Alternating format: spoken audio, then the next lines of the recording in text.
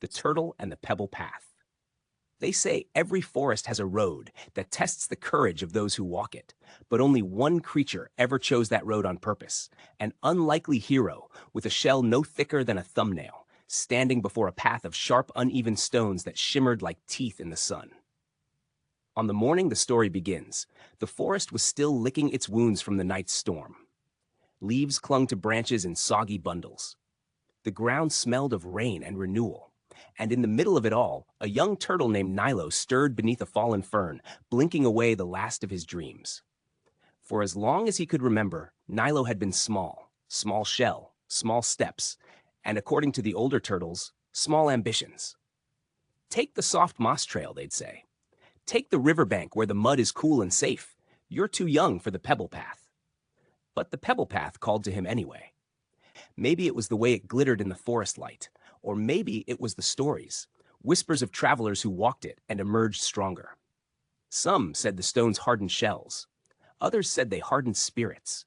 Nilo wasn't sure which he needed more. He only knew one thing. Today, he would try. He approached the mouth of the trail, where smooth earth turned abruptly into jagged rock. The first step stung. The second sent a jolt up his legs. By the third, doubt was already circling like a hungry hawk. "What are you doing?" croaked a frog perched atop a stump, watching him with wide, pitying eyes. Nilo swallowed. "Just walking." "On that, it'll crack your shell." "Maybe," Nilo admitted softly, "or maybe it'll strengthen it." The frog blinked, unsure what to make of such stubbornness. But Nilo didn't wait for validation. He pushed forward, one trembling step at a time. As he continued, the forest grew quieter. Even the wind seemed to hold its breath. Each stone pried at him, testing him, pressing against the fragile edges of his shell. At times he winced. At times he froze. And once, halfway along, he nearly turned back. The pain had settled deep into his bones, and the promise of soft moss behind him seemed unbearably tempting. But then he heard it, a faint cracking sound, not of breaking, of shifting, of strengthening. He paused, felt his shell hum, felt its edges thicken like cooling clay. The realization struck him with the force of thunder. The path wasn't destroying him, it was reshaping him. And suddenly, Nilo no longer walked with fear. He walked with purpose. He pressed forward as the pebbles grew sharper, the incline steeper, the air tighter with challenge.